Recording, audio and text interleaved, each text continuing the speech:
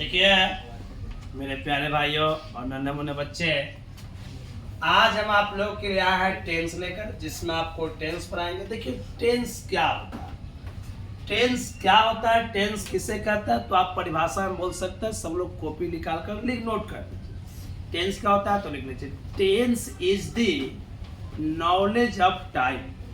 Tense is the knowledge of time, इसका मतलब हुआ कि समय के ज्ञान को काल कहते हैं। नोट हो गए, काल क्या है भैया, तो समय के ज्ञान को काल कहता है। सब लोग नोट कर लीजिए। अब देखिए बात करेंगे टेंस के प्रकार, टाइप्स ऑफ टेंस, मतलब टेंस कितने प्रकार के होते हैं। टाइप्स ऑफ टेंस का मतलब हो गया कि टेंस कितने प्रकार के होते हैं। देखिए ध्यान से, तो टेंस देखिए there are 3 types of tense, मतलब टेंस जो है 3 प्रकार के हैं। एक प्रेजेंट टेंस, एक पास्ट टेंस और दूसरा फ्यूचर टेंस। एक प्रेजेंट टेंस, दूसरा पास्ट टेंस और तीसरा फ्यूचर टेंस। अब बात करेंगे हम प्रेजेंट टेंस। प्रेजेंट टेंस क्या होता है, तो यदि कोई भी काम आप वर्तमान समय में करते हो उससे प्रेजेंट टेंस कहता है। जैसे मैं अभी आपको पढ़ा रहा, तो अभी मैं पढ़ाने का काम कर रहा हूं, तो मेरे द्वारा किया गया कार्य प्रेजेंट टेंस है। यानी प्रेजेंट टेंस का मतलब क्या है कि यदि कोई भी काम वर्तमान समय में किया जाता है तो उससे प्रेजेंट टेंस कहते हैं। क्या कहता है, प्रेजेंट टेंस। इट्स क्लियर, कोई डाउट नहीं है। अब देखिए इसके कुछ रूल्स हैं। प्रेजेंट टेंस, तो प्रेजेंट टेंस को 4 भाग में बांटा गया है, जिसमें सबसे पहले हम पढ़ेंगे simple present tense. Simple present tense को हम लोग बोलते हैं present indefinite tense. Simple present tense को क्या बोलता है, प्रेजेंट इंडेफिनिट टेंस। देखिए ध्यान से, इसकी पहचान क्या होगी, तो पहचान का मतलब होगा कि हम हिंदी का वाक्य देखेंगे। किसका वाक्य देखेंगे, हिंदी का वाक्य। और जिस हिंदी वाक्य के अंत में ता है, ती है, ता हो, ती हो या ते है आएगा, तो समझ जाएंगे कि उसे प्रेजेंट इंडेफिनिट टेंस का वाक्य कहेंगे। जैसे मैं पढ़ाता हूं, ता है आ गया। सीता खेलती है, ती है आ गया। मैं दौड़ता हूं, ता हूं आ गया। तो यानी कहने का मतलब है कि यदि जिस हिंदी वाक्य के अंत में ता है, ती है, ता हो, ती हो, ते है यदि आता है, तो हम समझ जाएंगे कि यह वाक्य किसका है, सिंपल प्रेजेंट टेंस का। और सिंपल प्रेजेंट टेंस में कुछ रूल है। आइए यहाँ फर्स्ट रूल पढ़ेंगे, अफर्मेटिव रूल, या शॉर्ट में लिखिए अफर्मेटिव रूल। तो अफर्मेटिव रूल क्या होता है, तो देखिए सबसे पहले हम लिखेंगे सब्जेक्ट को, फिर लिखेंगे V1 या V5 को, फिर लिखेंगे ऑब्जेक्ट को, फिर लिखेंगे अदर वर्ड्स, बाद में देंगे फुल स्टॉप। जैसे देखिए यहाँ पर कह रहा है मैं पढ़ता हूं, तो यहाँ सब्जेक्ट क्या है, तो वाक्य में काम कौन कर रहा है, जो काम करता है उससे सब्जेक्ट करता है, और क्रिया का फल जिस पर पड़ता है उससे ऑब्जेक्ट करता है। तो देखिए कह रहा मैं पढ़ता हूं, तो इस वाक्य में पढ़ने का काम किसने किया, मैंने। तो मैं क्या हो गया, सब्जेक्ट। तो आइए मैं सब्जेक्ट है, तो पहले सब्जेक्ट को लिखना है। तो सब्जेक्ट का मीनिंग क्या होता है, मतलब मैं का मीनिंग क्या होता है, आई। उसके बाद पढ़ता हूं, तो आई फर्स्ट पर्सन। देखिए कब V1 लगाएंगे, कब V5। तो देखिए V1 का प्रयोग कब करेंगे, तो फर्स्ट पर्सन और सेकंड पर्सन तथा थर्ड पर्सन प्लूरल नंबर, ठीक है। फर्स्ट पर्सन, सेकंड पर्सन और थर्ड पर्सन प्लूरल नंबर के साथ V1 का प्रयोग करेंगे। बाकी थर्ड पर्सन सिंगुलर नंबर के साथ किसका प्रयोग करेंगे, V5 का प्रयोग करेंगे। तो मैं फर्स्ट पर्सन हो गया, तो आई फर्स्ट पर्सन। अब वर्ब क्या है, रीड, तो मतलब पढ़ना क्या है, क्रिया है, तो वर्ब है। यानी यहाँ किसका प्रयोग करेंगे, V1 का, क्यों फर्स्ट पर्सन है, यानी लिख देंगे आई रीड। और क्या अदर वर्ड्स नहीं है, तो फुल स्टॉप डाल दीजिए। जैसे मोहन रामायण पढ़ता है, तो मोहन सब्जेक्ट, पढ़ने का काम किसने किया, तो मोहन। अब मोहन थर्ड पर्सन का सिंगुलर नंबर है, तो किसका प्रयोग करेंगे भैया, सॉरी थर्ड पर्सन का सिंगुलर नंबर है, तो V5 का प्रयोग करेंगे। तो मोहन रीड्स दी रामायण। आपके सर दी का प्रयोग क्यों किए, दी रामायण। तो देखो जब ग्रंथ या यूनिवर्सल ट्रुथ जो सत्य है आएगा, तो हम लोग डी आर्टिकल का प्रयोग करेंगे। जैसे रामायण हो गया, पुराण हो गया, महाभारत हो गया, यह सब हमारा ग्रंथ है। जैसे यूनिवर्सल ट्रूथ, जैसे सूर्य पूरब में उगता है, सूर्य पश्चिम में अस्त है, तो यूनिवर्सल ट्रूथ है कि सूर्य पूरब में उगेगा तो पश्चिम में अस्त होगा उसका, तो यानी उस समय हम डी आर्टिकल का प्रयोग करेंगे, याद रखिएगा। ठीक है, आगे देखो, कह रहा है सीता घर जाती है तो क्या होगा, सीता। अब देखिए इसके बाद सीता थर्ड पर्सन है तो V5 गो का क्या हो जाएगा, गोज हो। अब आप चाहते हैं कि सर यहाँ टू नहीं लगा सकते, तो आप जब हाउस का प्रयोग करेंगे तो टू का प्रयोग करेंगे। मैं फुटबॉल खेलता हूं, क्या हो जाएगा, आई प्ले फुटबॉल। आई बातें समझ में सब लोग आ गया। अब इस सबको आ गई तो फिर इस पर हम आपको क्वेश्चन देंगे। आइए प्रेजेंट इंडेफिनिट का हम पढ़ेंगे या सिंपल प्रेजेंट का हम क्या पढ़ेंगे, निगेटिव। निगेटिव रूल का मतलब होता है कि जिसमें नहीं लगा। तो देखिए इसका रूल क्या है, तो सबसे पहले सब्जेक्ट को लिखेंगे, फिर डू या डच का प्रयोग करेंगे। डू या डच का प्रयोग सेम उसी तरह, यदि फर्स्ट पर्सन, सेकंड पर्सन और थर्ड पर्सन का प्लूरल नंबर होगा तो डू का प्रयोग करेंगे, और थर्ड पर्सन का सिंगुलर नंबर होगा तो डच का प्रयोग करेंगे। It's clear. अब देखिए उसके बाद V1 लिखेंगे, फिर ऑब्जेक्ट लिखेंगे, अदर वर्ड्स, फिर फुल स्टॉप। जैसे राम नहीं खेलता है तो क्या हो जाएगा, राम नहीं खेलता है तो राम डच नॉट। देखिए एक छूट गया रूल, सब्जेक्ट प्लस डू या डच प्लस यहाँ नॉट जोड़ देंगे और प्लस V1, मतलब यहाँ नॉट छूट गया तो आप ध्यान से देंगे। Ram does not play. Mohan अमरूद नहीं खाता है। मोहन थर्ड पर्सन का सिंगुलर नंबर है तो किसका प्रयोग होगा, डज। तो Mohan does not eat A guava.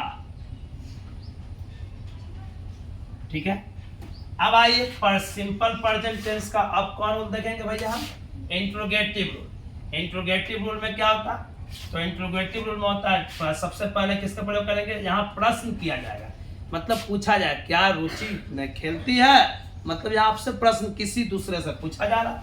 यहाँ सबसे पहले किसका प्रयोग करेंगे, डू या डच का, फिर करेंगे सब्जेक्ट का, फिर करेंगे V1, फिर ऑब्जेक्ट, फिर अदर्स, फिर क्वेश्चन। जैसे क्या रुचि खेलती है, यहाँ रुचि सब्जेक्ट है तो रुचि थर्ड पर्सन है, थर्ड पर्सन का सिंगुलर नंबर है तो किसका प्रयोग करेंगे भैया, डच का। तो डज रुचि प्ले, और क्या लगा देंगे, क्वेश्चन मार्क्स। क्या मैं पढ़ता हूं, डू आई रीड, फिर यहाँ लगा देंगे क्वेश्चन मार्क्स। आइए फिर हम बात करेंगे सिंपल प्रेजेंट टेंस का इंट्रोगेटिव रूल। इसमें क्या होता, तो डू या Dutch plus subject plus not plus V1 plus subject plus order words plus question. जैसे क्या मैं आम नहीं खाता हूं, तो मैं फर्स्ट पर्सन है तो डू लगेगा, डू, उसके बाद मैं सब्जेक्ट हो गया तो आई, फिर नॉट, फिर V1, तो क्रिया कौन है, ईट, उसके बाद क्या हो जाएगा ऑब्जेक्ट, तो ईट एक गुआवा। क्वेश्चन, क्या सीता नहीं पढ़ती है, तो थर्ड पर्सन है सीता, तो does Sita not read. Object इसमें नहीं है तो क्वेश्चन समझ लीजिए। आई बातें समझ में, यदि बातें आ गई आपको समझ में। अब चलिए सिंपल प्रेजेंट टेंस का पढ़ेंगे WH वर्ड। ठीक है, WH वर्ड को देखिए। देखिए प्यारे बच्चों, यहाँ आम है तो आम का स्पेलिंग क्या होता है, मैंगो होता है। देखिए हमने गुआवा लिख दिया, अमरूद का। ठीक है, चलिए आप सभी लोग इसको नोट कर लीजिए, सभी लोग आप इसको नोट कर लीजिए। देखिए अभी हम सिंपल प्रेजेंट टेंस देखें। देखिए अब सिंपल प्रेजेंट टेंस का WH रूल। तो WH रूल क्या होता है, WH में जैसे WH वर्ड जिससे आ जाएगा व्हाट, जैसे व्हाट मतलब क्या, व्हेन मतलब कब, वेयर मतलब कहाँ। चलिए WH वर्ड आ रहा तब कैसे करेंगे, देखिए WH वर्ड के रूल है कि सबसे पहले आप WH वर्ड को लिख दीजिएगा, फिर क्या करिएगा डू या डच का प्रयोग करिएगा किसका अनुसार, तो यह डू या डच का प्रयोग सब्जेक्ट के अनुसार करिएगा, फिर V1 फिर ऑब्जेक्ट अदरवाइज फुल। जैसे क्वेश्चंस में जैसे मैं कब पढ़ता हूँ, तो इसमें WH वर्ड कौन है, कब, तो पहले क्या लिखना है WH वर्ड, तो कब का क्या होगा व्हेन। उसके बाद मैं फर्स्ट पर्सन है, इसके साथ do I read questions. Sita क्या खाती, तो क्या मतलब हुआ जाएगा हुआ। अब सीता थर्ड पर्सन है, तो थर्ड पर्सन का रहेगा डज, तो what does Sita it questions. जैसे आप आम क्यों नहीं खाते हैं, तो देखिए सेम उसी तरह क्यों, तो व्हाई। अब सेकंड पर्सन है, तो डू यू। अब देखिए नहीं आ गया नकारात्मक, तो हमने कहा था निगेटिव में कि सब्जेक्ट के बाद लगाएंगे, तो सब्जेक्ट यू के बाद किसका प्रयोग करेंगे, नॉट का। मतलब जैसे अभी पढ़े ना इन निगेटिव सिंपल प्रेजेंट का निगेटिव, उसी तरह इसमें भी 4 बार, तब अपने से देखें निगेटिव का भी, तो क्या हो जाएगा सब्जेक्ट के बाद निगेटिव आएगा, तो यू नॉट। उसके बाद क्या आएगा भैया V1, तो खाना का क्या हो जाएगा ईट, और आम का क्या हो जाएगा ए मैंगो।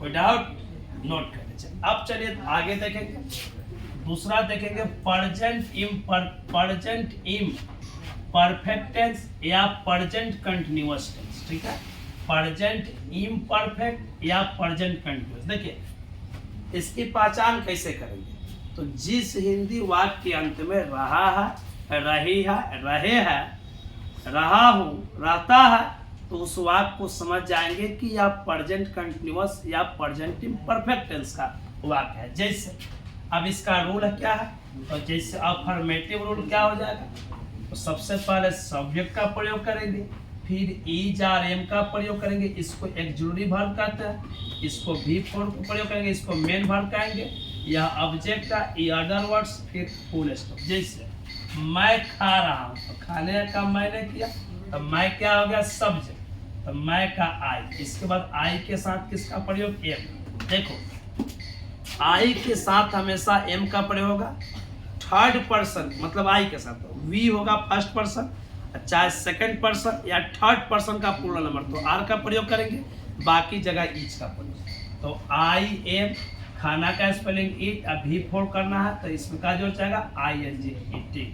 जैसे सीता जा रही है, तो क्या हो जाएगा Sita is going, Sita is going. जैसे आप खेल रहे हैं, you are playing, you are playing. जैसे देखिए मैं नहीं खेल रहा हूं, अब निगेटिव रूल में आ जाइए, तो निगेटिव रूल में सेम उसी तरह सब्जेक्ट इज आर एम, यहाँ क्या लगा देंगे नॉट, V4 ऑब्जेक्ट। जैसे देखिए आप मैं नहीं खेल रहा हूँ, तो मैं सब्जेक्ट हो गया आई के साथ है, अब इसके बाद क्या लगाना है नॉट, तो आई एम नॉट, खेलना का प्ले, इसमें क्या जोड़ देंगे ING, हो गया आई एम नॉट प्लेइंग। आप नहीं पढ़ रहे हैं, तो सेकंड पर्सन है, तो आर का प्रयोग करेंगे यू आर, इसके बाद क्या है इज आर एम के बाद नॉट, तो नॉट, उसके बाद रीडिंग फुल स्टॉप। वह नहीं जा रही है, तो वह नहीं जा रही है स्त्रीलिंग है, तो इसके साथ किसका प्रयोग होगा सी इज नॉट गोइंग। ऐसा समझ में, या इसका निगेटिव रूल हुआ। फिर इस पर एक्सरसाइज प्रैक्टिस करवाएंगे अभी। देखिए इंट्रोगेटिव रूल, तो इंट्रोगेटिव रूल का मतलब होता है जिससे प्रश्न क्या है, जिससे तो जैसे क्या मैं आम खा रहा हूँ, मतलब किसी से प्रश्न पूछा जा रहा है, अनुमति ले रहा है, तो यानी यह इंट्रोगेटिव रूल में आ जाएगा। तो सबसे पहले किसका प्रयोग करेंगे इज आर एम का, फिर सब्जेक्ट, फिर V4, फिर ऑब्जेक्ट, फिर अदर वर्ड्स, फिर फुल स्टॉप। जैसे क्या मैं आम खा रहा हूँ, तो मैं के साथ क्या लगेगा एम, तो एम आई, उसके बाद क्या V4, तो एम आई ईटिंग एम मैंगो क्वेश्चन। जैसे क्या वह खेल रही है, तो इज सी प्लेइंग, फिर क्वेश्चन में। इसी तरह इसका इंट्रोगेटिव रूल होता है। इंट्रोगेटिव रूल में क्या होगा, देखिए इंट्रोगेटिव रूल में सबसे पहले किसका प्रयोग करेंगे हम, इज आर एम का, इंट्रोगेटिव प्लस नेगेटिव दोनों रहेगा। फिर किसका प्रयोग करेंगे, सब्जेक्ट का, फिर किसका करेंगे, नॉट का, फिर V4 का, फिर ऑब्जेक्ट का, फिर अदर वर्ड्स, फिर क्वेश्चन। जैसे क्या मैं पटना नहीं जा रहा हूँ, तो पहले ई चलता, मैं के साथ क्या लगेगा, एम, फर्स्ट पर्सन है तो एम आई, उसके बाद क्या लगेगा, नॉट, उसके बाद गोइंग टू पटना, डिस्टेंस है तो टू आर्टिकल का प्रयोग होगा, पटना क्वेश्चन। आगे बात है समझ में, सब लोग उतार लीजिए इसको, सब लोग 2 मिनट वीडियो को रोककर आप लोग इसको उतार लीजिए।